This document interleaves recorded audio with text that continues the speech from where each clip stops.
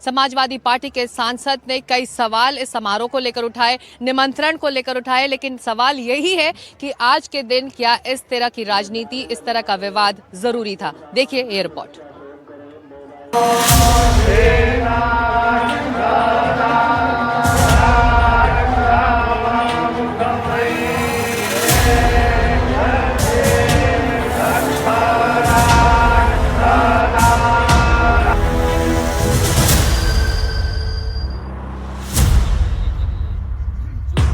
अयोध्या में राम मंदिर पर धर्म ध्वज की स्थापना से ठीक पहले समाजवादी पार्टी के मुखिया अखिलेश यादव का एक बयान सामने आया। अखिलेश ने एक्स पर लिखा, पूर्णता पूर्णता की ओर ले जाती है। ईश्वरीय प्रेरणा से इटावा में निर्माणाधीन श्री केदारेश्वर महामंदिर के पूर्ण होने पर अन्य मंदिरों के दर्शन का संकल्प भी पूर्ण करेंगे। आस्था जीवन को सकारात्मकता और सद्भाव से भरने वाली ऊर्जा का ही नाम है। दर्शन के लिए ईश्वरीय इच्छा ही मार्ग बनाती है, वही बुलाती है। अखिलेश इटावा के जिस मंदिर की बात कर रहे हैं वो निर्माणाधीन है, यानी उसका निर्माण चल रहा है। लेकिन अखिलेश का कहना है कि इटावा के श्री केदारेश्वर महादेव मंदिर के पूर्ण होने पर ही दूसरे मंदिरों के दर्शन करेंगे। आखिर अखिलेश ने ऐसा क्यों कहा और अखिलेश ने अपनी पूर्णता वाली बात रखने के लिए उसी मौके का इस्तेमाल क्यों किया, जब अयोध्या में ध्वजारोहण के साथ ही राम मंदिर की पूर्णता होने जा रही है। समाजवादी पार्टी के नेताओं ने अखिलेश की ही बातों को आगे बढ़ाया। प्रधानमंत्री ने ध्वजारोहण किया है। ये ध्वजारोहण किसी शंकराचार्य से, किसी धर्माचार्य से, किसी धर्मगुरु से, किसी महंत से या किसी मंदिर के पुजारी से होना चाहिए था। भारतीय जनता पार्टी हर धार्मिक आयोजन में राजनीतिक लाभ ढूंढने का काम करती है। अगर मुझे इनवाइट किया गया, अगर मुझे पास दिया गया, क्योंकि हमने सुना है वहाँ पास की व्यवस्था है, जिसके पास नहीं होगा उनकी एंट्री नहीं हो पाएगी।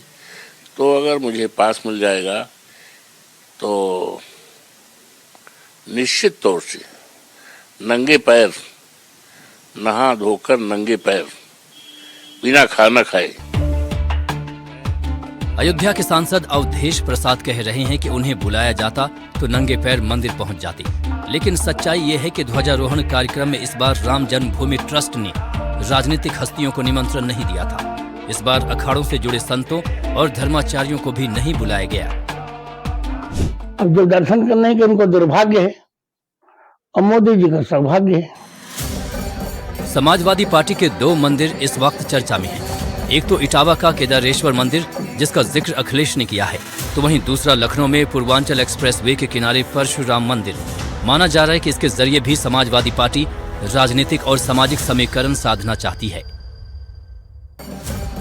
अखिलेश यादव ने इटावा के जिस केदारेश्वर मंदिर का जिक्र अपने पोस्ट में किया है, उसका शिलान्यास 7 मार्च 2021 को करवाया गया था और माना जा रहा है कि मंदिर का निर्माण कार्य 2027 के विधानसभा चुनाव से पहले पूरा कर लिया जाएगा। इस मंदिर के प्राण प्रतिष्ठा समारोह में भी अखिलेश खुद यहां मौजूद थे। अयोध्या के सरयू तट पर आरती खत्म हो चुकी है और भक्तों की मेरे पीछे आप चहल पहल देख सकते हैं।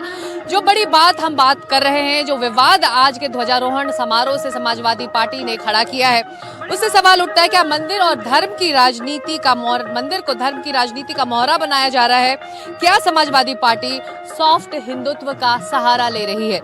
दरअसल बीजेपी और वीएचपी का आरोप है कि समाजवादी पार्टी अब अयोध्या के कार्यक्रम को लेकर जो आरोप लगा रही है उसके कोई आधार नहीं है। ऐसे में आपको उस मंदिर के बारे में बता देते हैं जो समाजवादी पार्टी ने बनवाई थी, क्यों आज वो सन्नाटे में है और आज वो मंदिर का क्या हाल है। बड़े बड़े भूप अइले, बड़े बड़े राजा, बड़े बड़े भूप अइले, बड़े बड़े राजा, केहू बजावता बाजा, देखे के हमर जियरा करेला, मनवा करेला हमर दिलवो करेला, लागल अयोध्या में मेला, देखे के हमर मनवा करेला।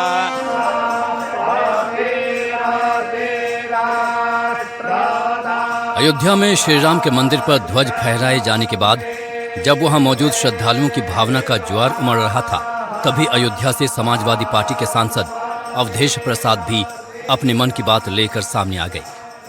अवधेश प्रसाद ने कहा, रामलला के दरबार में धर्म ध्वजा स्थापना कार्यक्रम में मुझे न बुलाए जाने का कारण मेरा दलित समाज से होना है, तो ये राम की मर्यादा नहीं, किसी और की संकीर्ण सोच का परिचय है। राम सबके हैं, मेरी लड़ाई किसी पद या निमंत्रण की नहीं, सम्मान, बराबरी और संविधान की मर्यादा की है। लेकिन समाजवादी पार्टी के आरोप को बीजेपी राजनीतिक करार देती है। श्रीमान अवधेश प्रसाद जी यदि वास्तव में श्री रामलला के भव्य दिव्य मंदिर पर धर्म ध्वजा फहराए जाने के माननीय प्रधानमंत्री जी के कार्यक्रम में शामिल होना चाहते थे और अगर वो राम जी के प्रति उनकी भक्ति है तो वो तो उनको स्वतः जाकर के उसमें शामिल होना चाहिए था। इसमें अगर वो सोचते हैं कि उसमें आमंत्रण नहीं दिया गया या इस तरह के जो आरोप हैं उनके, मुझे लगता है कि यह केवल राजनीति के अलावा, राजनीतिक वक्तव्य के अलावा और कुछ नहीं है। तो मंदिर को मौका कौन बना रहा है? आपको उस परशुराम मंदिर के भी दर्शन करा देते हैं, जिसका निर्माण तो हो गया लेकिन मंदिर लगातार गुमनामी में है। लखनऊ के महुरा कला में है और पूर्वांचल एक्सप्रेसवे से सटा ये गांव है।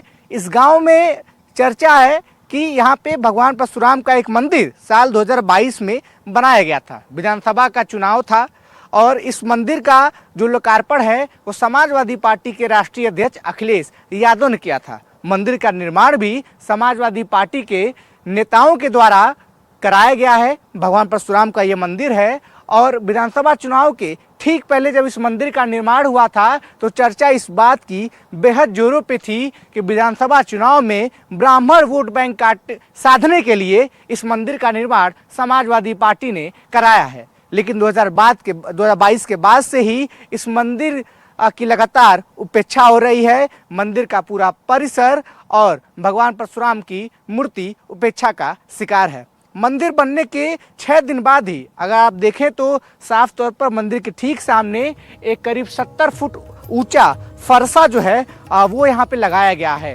एक हफ्ते के अंदर ही आंधी तूफान के कारण ये फरसा गिर गया था, जिसके बाद बीजेपी ने समाजवादी पार्टी की चुटकी ली थी। इसके बाद फरसे को दुरुस्त कराया गया, पिलर को दुरुस्त कराया गया और तब से ये पिलर यहाँ पे खड़ा है। तो परशुराम मंदिर बनवाने के पीछे राजनीतिक समाजवाद का जो भी सिद्धांत काम कर रहा हो, सच्चाई ये है कि खेतों के ठीक बीच बना ये मंदिर फिलहाल पुजारी और श्रद्धालुओं की बाट जोह रहा है। हमने लोगों से बातचीत करना चाहा लेकिन वो कैमरे पे बोलने में झिझक रहे थे। ऑफ रिकॉर्ड उन्होंने हमसे बताया कि जब से इस मंदिर का निर्माण हुआ है और जब से वो पुजारी छोड़ के गया है, न तो यहाँ कोई पूजा करने आता है और न ही किसी दूसरे पुजारी की नियुक्ति होती है। कभी कभार शाम को लोग ऐसे ही टहलने घूमने के लिए आ जाते हैं, लेकिन पूजा का माहौल यहाँ पर बिल्कुल नहीं है। लोगों ने बताया कि यह मंदिर बनने के बाद से उपेक्षा का शिकार रहा है। लखनऊ से कैमरा पर्सन राजेश गुप्ता के साथ एनडीटीवी इंडिया के लिए विवेक शाही।